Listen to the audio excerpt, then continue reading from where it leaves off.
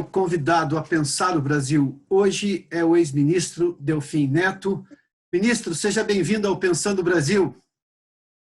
Piotr, muito obrigado pela oportunidade que você me dá, não só de reencontrá-lo, como participar do seu programa.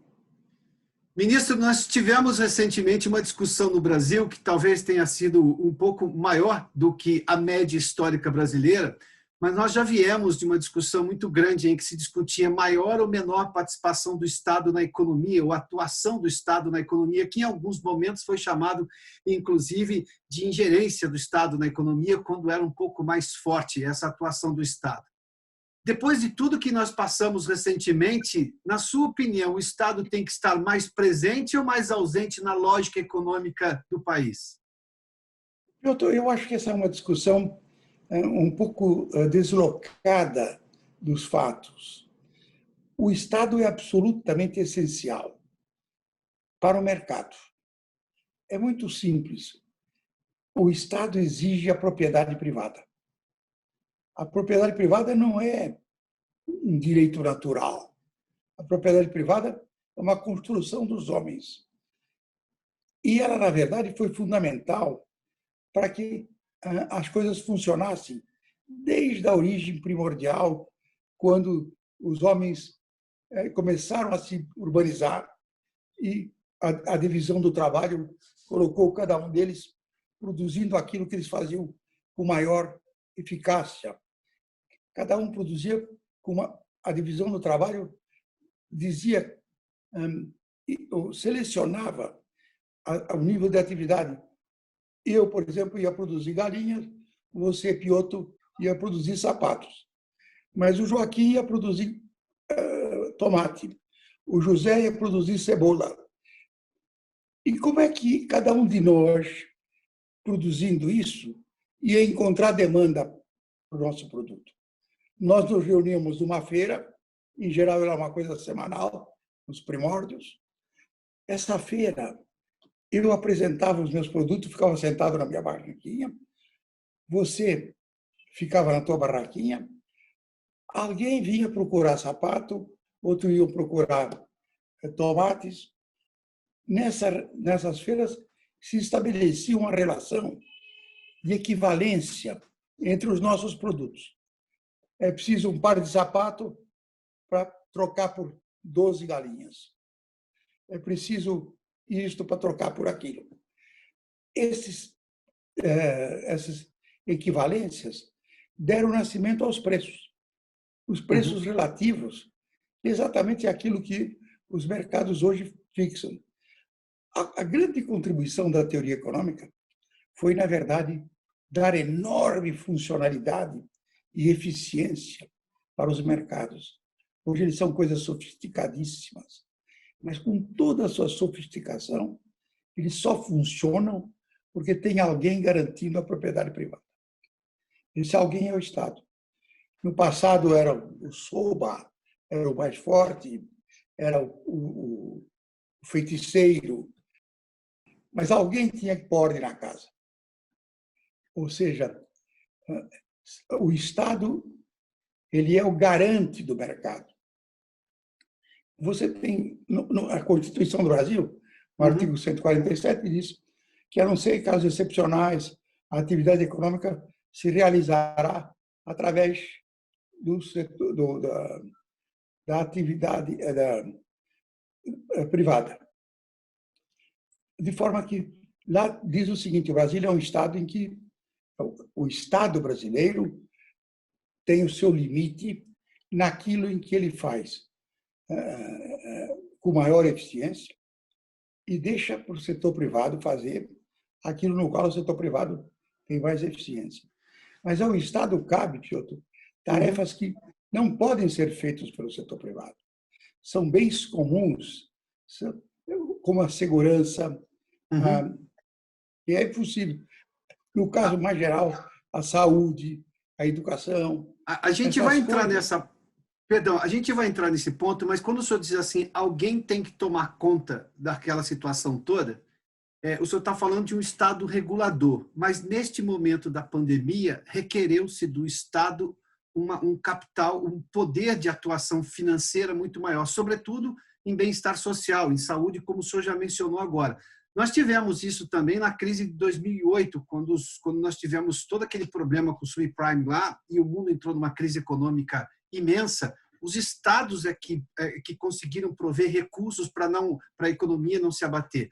Nós tivemos uma crise dos bancos também aqui no Brasil lá atrás com o lançamento do PROE e foi de novo o Estado quem bancou para o sistema financeiro não entrar em colapso. Esse Estado precisa ser forte para estes momentos, quando for chamado e só ele pode atuar, ele conseguir atuar contento, é isso? Exatamente. Vamos pensar um pouco. Você faz o Estado para construir o Estado. Porque o que é o Estado? Primeiro, ele tem o monopólio da força. Você entrega para ele o monopólio da força. Sim. É esse monopólio da força, ou seja, todos vão obedecer à lei. O Estado é democrático porque você tem uma lei à qual ele mesmo se submete. Então, você tem um Estado, como eu disse, controlado, constitucionalmente controlado.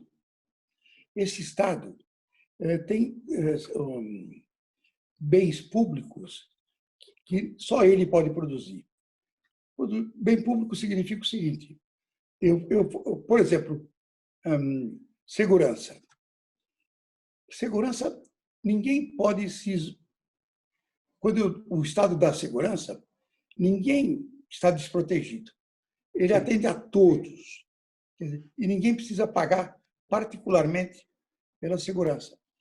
Ele vai ser pago através do imposto geral, incluir a segurança. E assim as outras tarefas do Estado.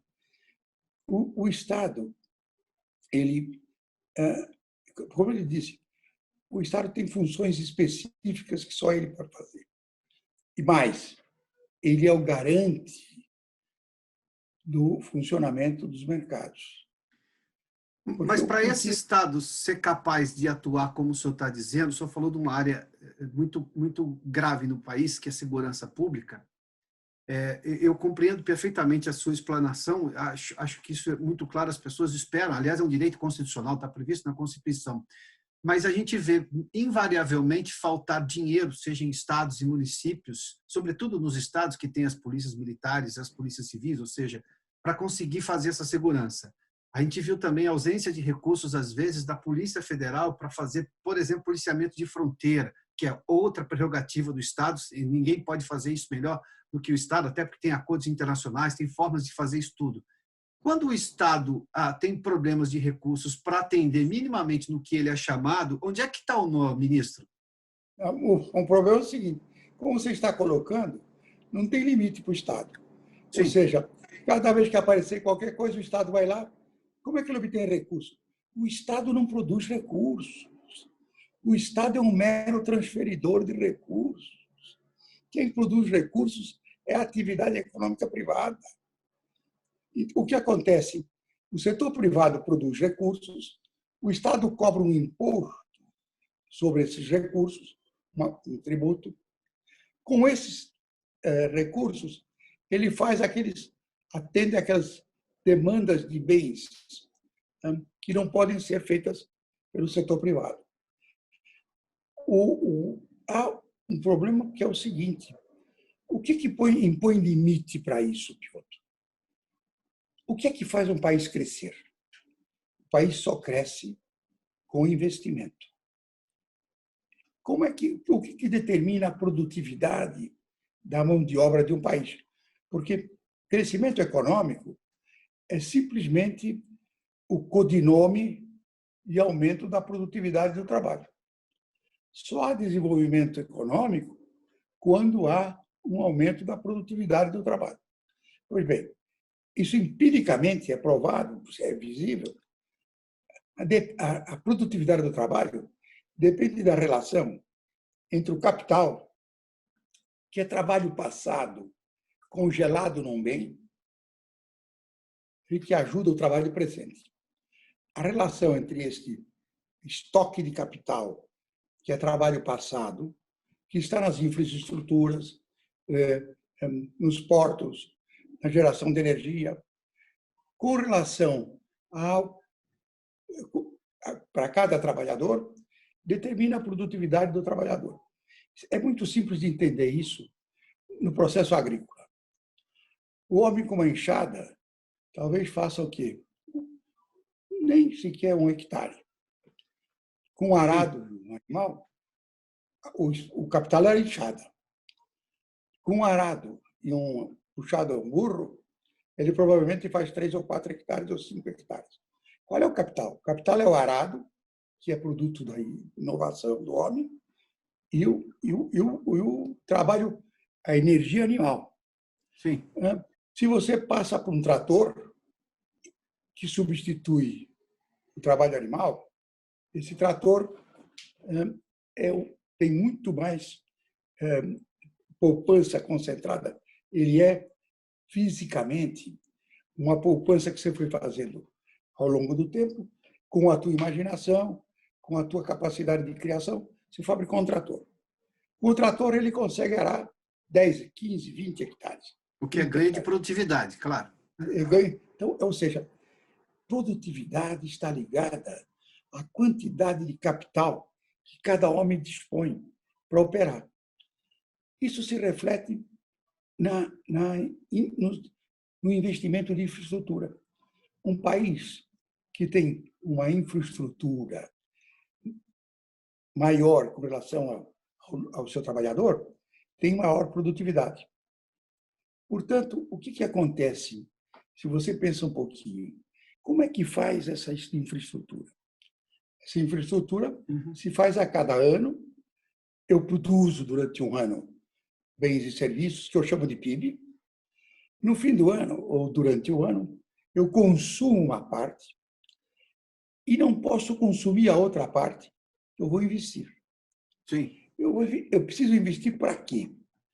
Pelo menos para substituir a depreciação do estoque de capital que eu usei para produzir o PIB deste ano.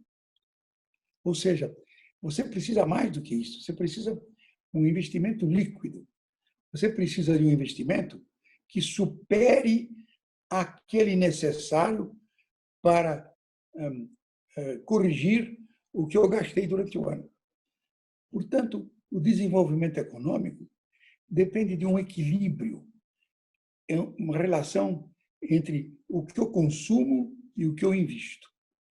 Se eu aumento o consumo, eu reduzo o investimento, no longo prazo, o crescimento vai murchando, porque o estoque de capital para cada um vai diminuindo. Se eu aumento o investimento, ao longo do tempo ele também vai murchando, porque não tem demanda para ele. Como eu estou controlando o consumo, eu não encontro demanda para os bens que eles poderiam produzir. Então, é o seguinte, o desenvolvimento estável, ele depende de um equilíbrio entre o que eu consumo e o que eu invisto. Na realidade, mas na realidade brasileira, ministro, eu vou pegar alguns fatos que o senhor conhece bem também. Eu tenho, sim, necessidade de investimento que o Estado, hoje, por estar deficitário, não consegue fazer.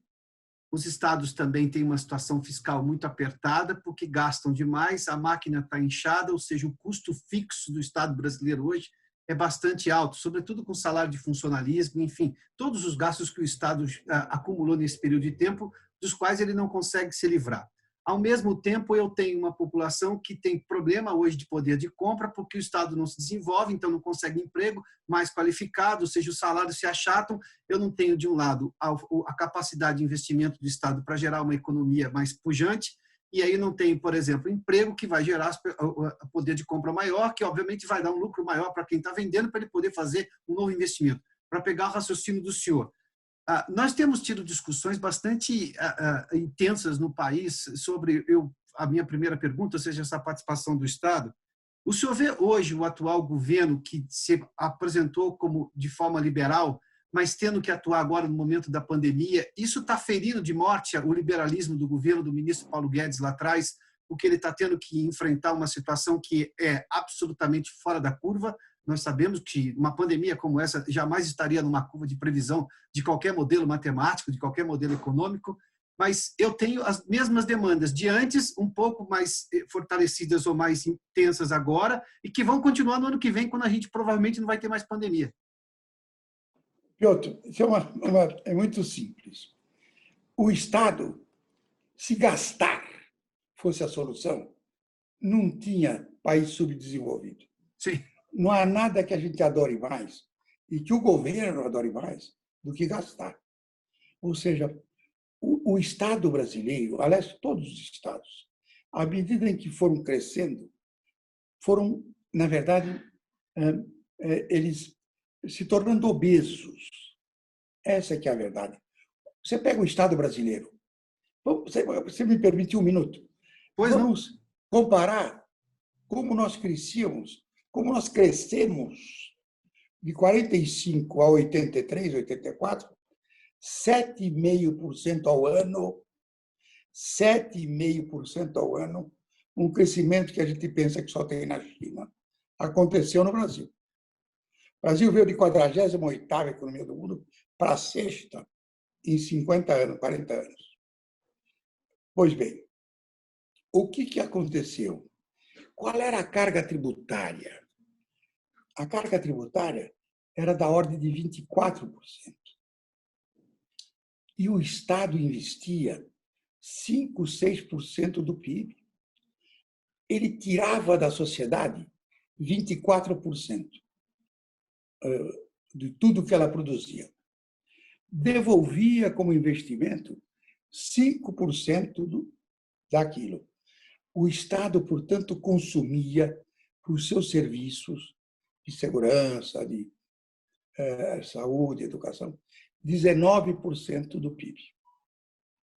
Hoje, o Estado cobra 34%, mais um déficit de 4%, 5%, 6%. Ou seja, e devolve como investimento menos de 1% do PIB. Ou seja, o Estado é autofágico. Ele retira para comer ele mesmo. O Estado, na verdade, ele aumentou a tributação e engordou. Ou seja, porque o Estado não cria recursos. O Estado é um mero transferidor de recursos. No passado, quando o Brasil crescia, o Estado recolhia 24% de tudo. Eu sempre digo que recolhia 100% só da alfafa para se alimentar. Sim. Mas recolhia 24%. E devolvia 5% como obra pública. Hoje, ele recolhe 34% e não devolve 1%. Ou seja, o Estado virou um ente extremamente ineficiente. Por conta do quê? Por conta do engessamento que foi produzido na Constituição de 88. Em 86, os constituintes, eu estava lá, por isso que eu posso dizer isso, os constituintes receberam uma missão divina que lhes deu onipotência e onisciência. Então, vamos fazer uma Constituição que, do ponto de vista de princípios e direitos, é excelente, mas vamos engessar o Estado. Nós nunca mais haverá um presidente realmente eficiente.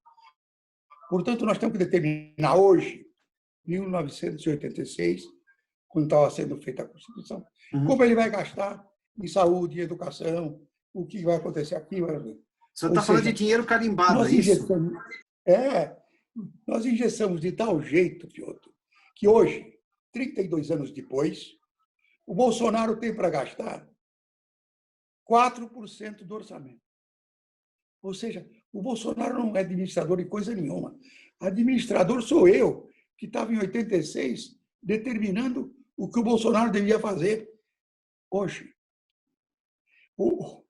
Sem que você faça uma verdadeira curetagem nessas indexações, fixações, você jamais vai voltar a administrar o país. Ministro, então a gente entra naquela situação de que nós temos uma Constituição parlamentarista, porque tudo depende do que foi decidido pelo Congresso e ainda depende muita coisa. O veto do Não, presidente, em qualquer essa é uma situação, tem que questão passar interessante. pelo Congresso, não é? Essa seleção, isso é muito interessante.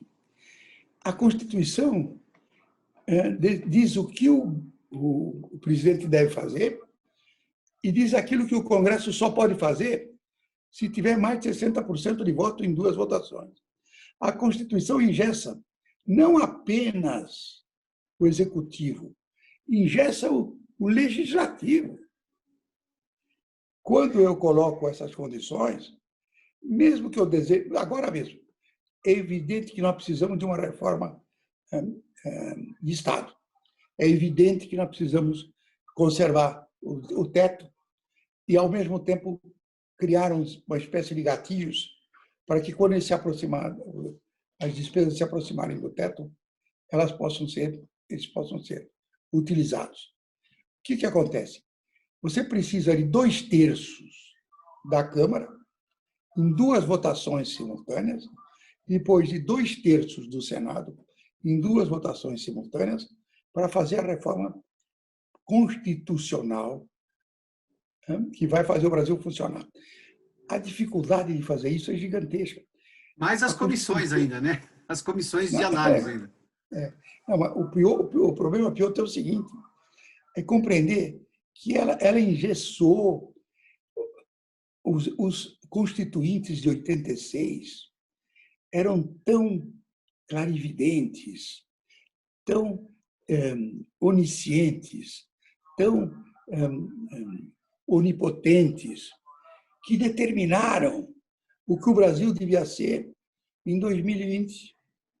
Ou seja, é nisso que está a contradição fundamental. Nós temos que nos livrar disso.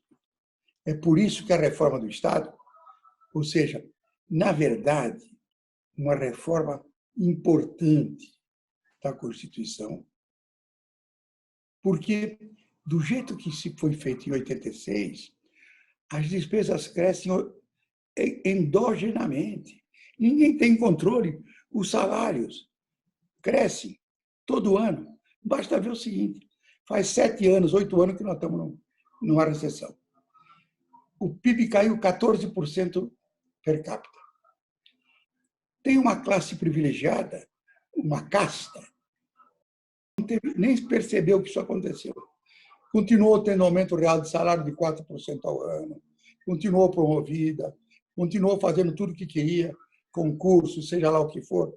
Ou seja, funciona independentemente do corpo. É como se tivesse um coração, um rim, fora do corpo, funcionando lá. Você está morrendo aqui, mas ele continua funcionando do outro lado. Você está falando do funcionalismo público, é isso? Não é o funcionalismo público. O grosso do funcionalismo público tem a sua função, trabalha. Eu estou me referindo à casta que tem o controle da sociedade. A casta que não obedece limite de salário. O Brasil hoje, se você no alto escalão da administração pública, para funções equivalentes, tem os salários de 1 ou 2 vezes do setor privado. Ou seja, essa casta se montou, que é não eleita, é uma classe de burocratas escolhidos por concurso, mas que são só promovidos politicamente, que conseguiram montar sistemas pelo qual ele já entra num nível altíssimo e chega ao limite do teto em 5 ou 6 ou 8 anos. Ou seja, ninguém controla isso. Isso funciona por conta própria, com uma dinâmica interna que continua operando. É só olhar o que aconteceu, como ele disse, nos últimos 8 ou 9 anos. Ministro, eu preciso de um plano de país, eu vou chamar então um plano de nação, por pelo menos uns 20 anos, porque para desfazer todos estes nós que criamos a partir da Constituição de 88, em que engessa o orçamento, em que o presidente eleito, não importa em que época agora, ele passa a ter 4% do orçamento que ele possa, digamos, aplicar a capacidade de administração dele. todos esses privilégios que foram criados, eu não vou conseguir fazer isso em um mandato só, por mais que o presidente chegue com um discurso liberal de reforma do Estado. Eu vou precisar de 20 anos. Eu preciso desse tipo de concertação nacional. E segundo, o senhor acha que isso é possível num Brasil dividido como hoje? Deixa eu lhe contar uma coisa, Piotr. Claro, todo país é dividido. Não é? A gente exagera. Nós, de fato, temos hoje dois extremos. Mas é natural que isso aconteça. O que nós precisamos é o seguinte: é um projeto nacional, como diz você aí, que nos diga para onde nós queremos ir. Ou seja, esse projeto, em torno desse é que você tem que formar uma certa maioria. Para poder operar, nós estamos dizendo, o Bolsonaro tem 4%. O sucessor do Bolsonaro vai ter 1%. E o sucessor do Bolsonaro vai estar numa situação igual a do Jango Goulart. Quando ele fizer o orçamento, ele já começa com 3% de déficit. As despesas crescem, digamos, endogenamente. Elas crescem por forças internas. E nós temos esse projeto já de país neste atual governo que quer fazer reformas, que se elegeu falando disso, ou não temos? O que eu acho, ele tinha um programa que eu acho até que em 2019 não funcionou mal. 2020, eu acho que as expectativas iniciais eram bastante boas. A pandemia foi um evento aleatório, mas que a gente sabia que um dia podia acontecer. Aconteceu, de forma que esse programa foi postergado. É por isso que se tenta fazer o quê? Se tenta sustentar o teto e agora fazer uma PEC em que, para obedecer o teto, você tem que obter espaço dentro do orçamento público para investir. Você só pode fazer isso se você der gatilhos para o executivo. Nós vamos ter que voltar, o Estado vai ter que voltar a investir, e não aumentando impostos. Na verdade, nos últimos 30 anos, nós viemos de 24% para 34% da carga tributária bruta. O Estado se apropriou dessa montanha gigantesca de recursos e não produziu nada. O que aconteceu nos últimos 30 anos? Nos últimos 30 anos, o Brasil cresceu 2%, uma porcaria. E pior, o crescimento você não mede. Eu cresci, mas se o meu irmão cresceu muito mais do que eu não cresci. O crescimento é uma questão relativa. Então, usa um país que também não cresce muito como referência, os Estados Unidos. Calcula a renda per capita, em paridade de poder de compra, do Brasil e dos Estados Unidos. Você vai ver que lá nos anos 45, 46, nós tínhamos, a nossa renda per capita era 20% da americana. De 45, 47 a 82, 81, ela passou a 40% da americana. Nós crescemos. De 84 até hoje, ela voltou a 20%. Piotr, o Brasil está em pleno subdesenvolvimento há 40 anos. Ele está crescendo menos que o mundo há 40 anos. Nós é que ficamos brincando aqui dentro, fingindo que estamos crescendo.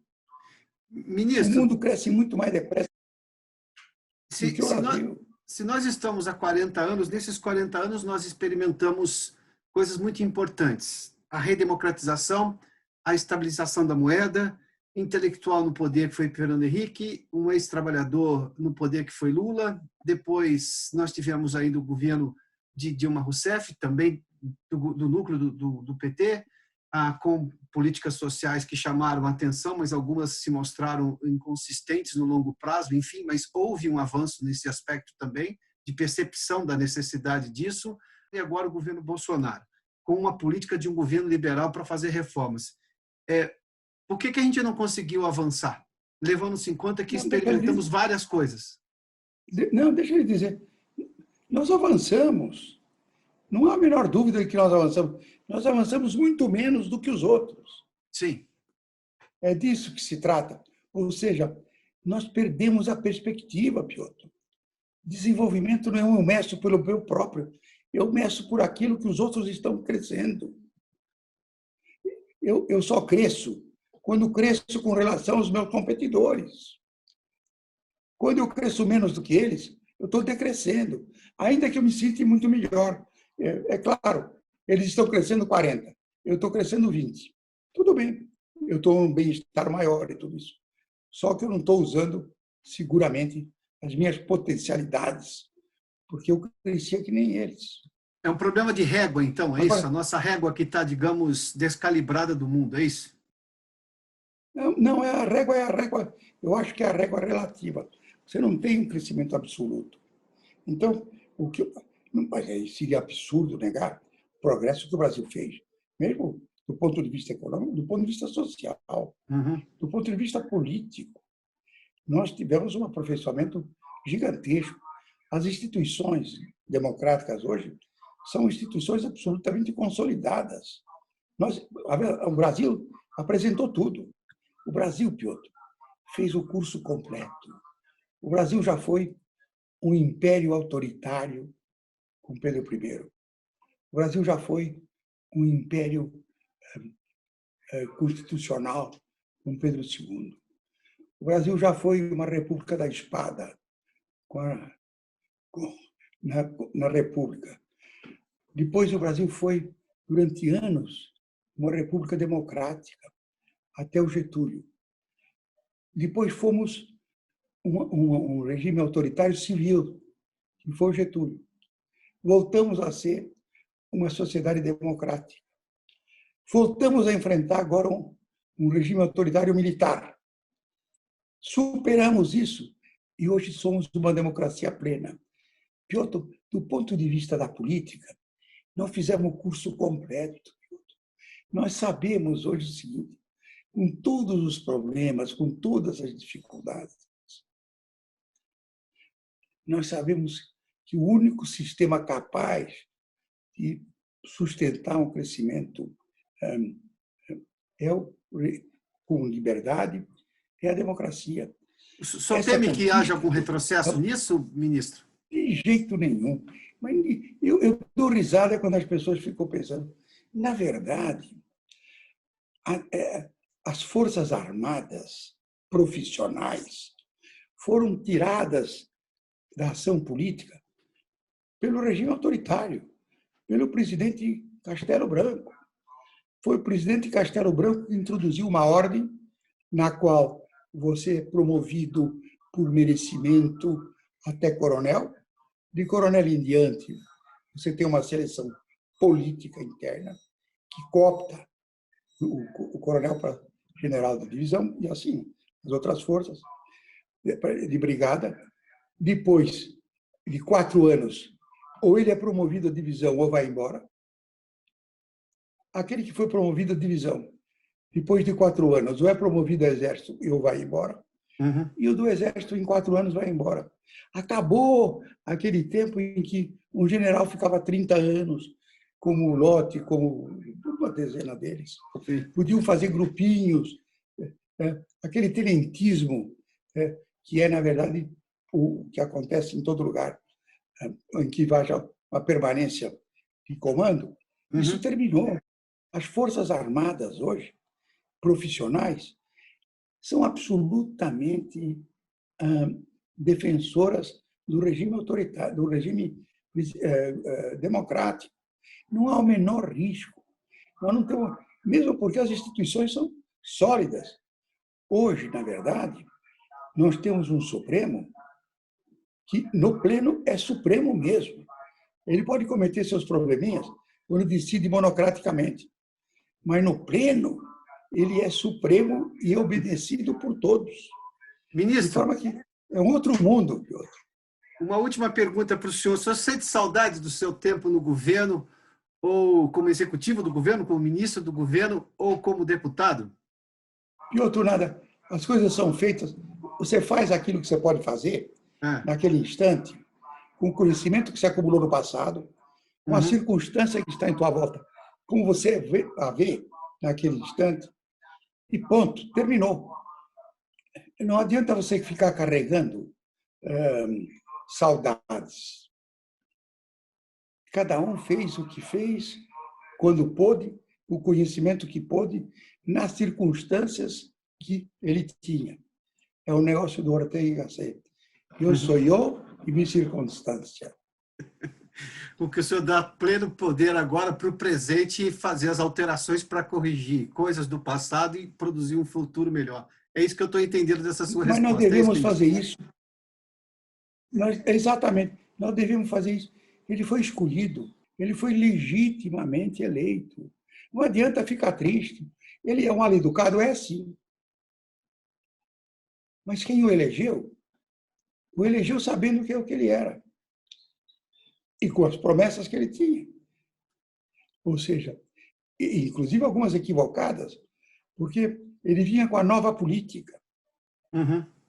As pessoas logo perceberam que a nova política não era política nenhuma.